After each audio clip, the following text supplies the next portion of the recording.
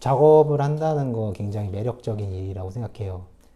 안녕하세요. 저는 홍대 회화과 나오고 홍익대학교 회화과 석사를 졸업한 32살 강지영입니다. 미술을 시작하게 된 나이는 중학교 2학년 때부터 시작했고, 아버지가 적극 추천을 해서 미술을 시작하게 됐는데, 어렸을 때부터 만들기랑 그리기 좋아해서 자연스럽게 미술을 시작하게 된 것 같아요.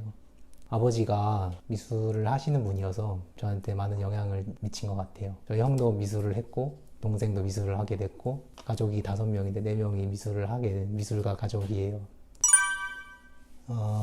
제 작업의 내용은 형식에 관한 내용입니다. 쉽게 말해서 모든 상황들, 예를 들어서 방 안에 이제 책상 배치나 침대를 배치하는 그런 것들은 사람마다 다 다르고, 책상의 모양새랄까? 책상도 어떤 쓰임새는 똑같지만 모양들이 다른 것처럼 그런 형식에 관한 내용을 작업에 담고 싶었어요. 어떻게 달라지는지, 어느 지점부터 달라지는지. 그래서 저도 어떤 일정한 조건을 만들어 놓고 그거를 제가 직접 배치를 해보면서 어떤 이미지를 만들기도 하고, 또 아니면 제가 조건들을 만들어 놓고 관람객들이 그걸 배치하면서 어떤 이미지들이 나오는지 연구를 해보기도 하고, 그런 작업들을 하고 있어요.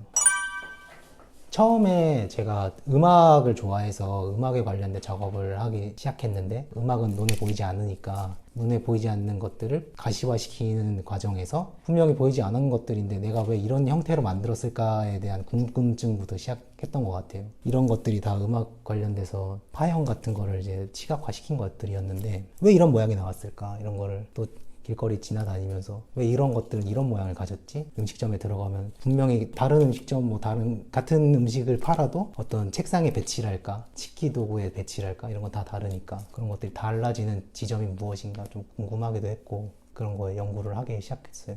제가 전시했던 첫 개인전 제목이 이상적인 모습과 이상적인 조건들의 완벽히 통제되지 않은 모습 사이라는 작업 제목인데, 쉽게 말하면은 그림을 그릴 때도 어떤 사과나 정물을 그릴 때 그걸 집요하게 똑같이 그리고 싶어 하는 사람들이 있고, 아니면 그냥 단순하게 터치로 넘어가는 사람들도 있겠고, 그 사이에 존재하는 무수한 경우의 수들이 전부 다 예술이라는 거를 알게 됐어요. 그런 메시지를 전달하고 싶었던 것 같아요, 작업을 통해서. 최근에 이제 전시했던 게, 제 작업실을 이사하면서 마지막 송별 기념 전시를 한번 개최를 한 적이 있는데, 제가 거기서 냈던 작업 중에 작품 운반자라는 작업을 했었어요. 그래서 제가 가지고 있던 어떤 스펀지, 청소하는 스펀지 있죠. 그거를 잘게 쪼개서 배치해 놓고 그거를 오는 사람들마다 몸에다 붙였었어요. 그래서 그 사람들은 그 작업을 붙이는 순간 제 작업을 운반하는 운반자 역할을 하게 되는 거예요. 그래서 그게 자유로이 움직이고 다니고, 그 작업을 다른 데 붙이기도 하고, 작업을 재밌게 했었던 게 있었어요.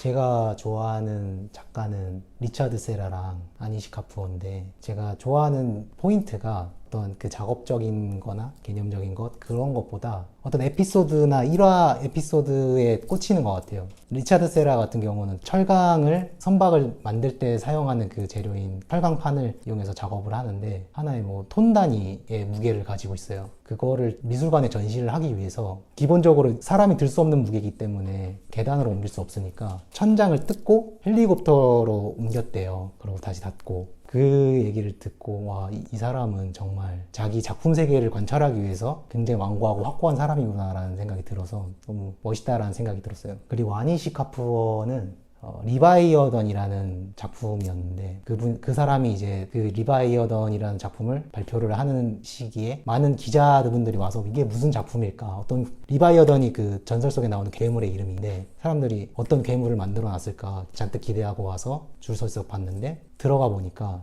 그 새빨간 공간 안에 갇히게 되는 그런 형태가 된 거예요. 무슨 튜브라 그러나? 재료가 뭔지 잘 모르겠는데, 그 재료를 부풀리면은 태양광이 들어오면 그게 굉장히 빨개지는 그런 쪽이었는데, 리바이어던이라는 괴물을 기대하고 들어갔지만 들어가 보니까 그 괴물의 뱃수가 아니었던 거예요. 그런 일화를 들으면서 이 사람도 너무 멋있는 사람이구나, 그런 에피소드에 꽂혀서 작가를 좋아하게 된 것 같아요.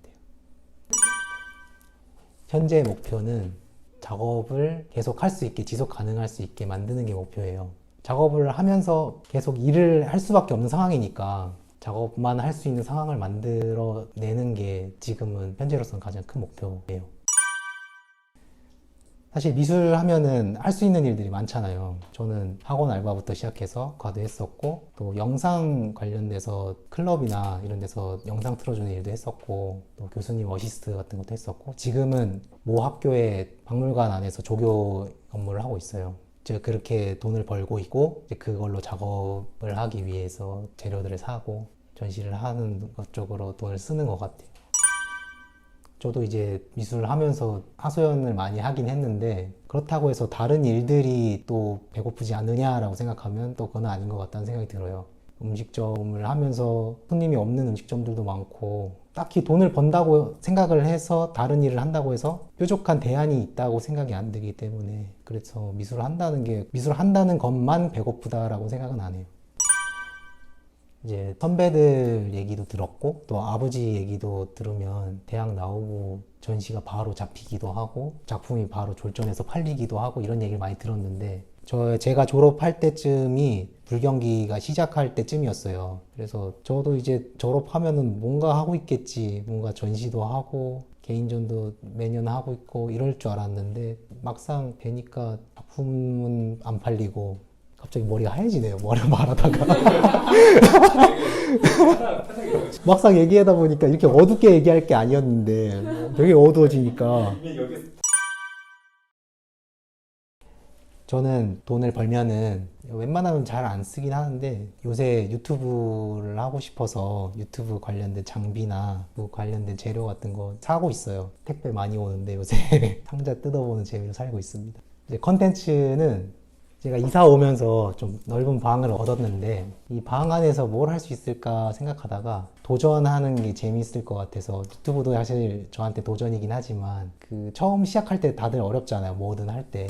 처음 하는 것들을 찍으면서 이거 얼마만큼 시간을 투자했을 때 이게 어느 정도 익숙해지는가 이런 거 관련해서 영상을 찍고 싶어요.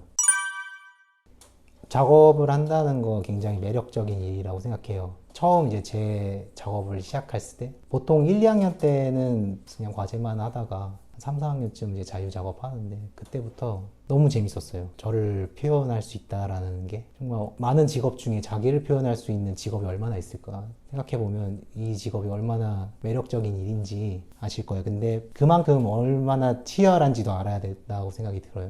내가 한 1시간 정도 고민했던 그것들은 아마 99.9% 누군가 했을 생각이었을 거예요. 그래서 정말 많은 생각을 해야 되고 그 생각이 더 다른 생각을 이끌어내고 그래야 되니까 정말 치열하게 살아야 된다고 생각이 듭니다. 제가 생각했던 거 반도 말을 못하는 것 같은데. 와.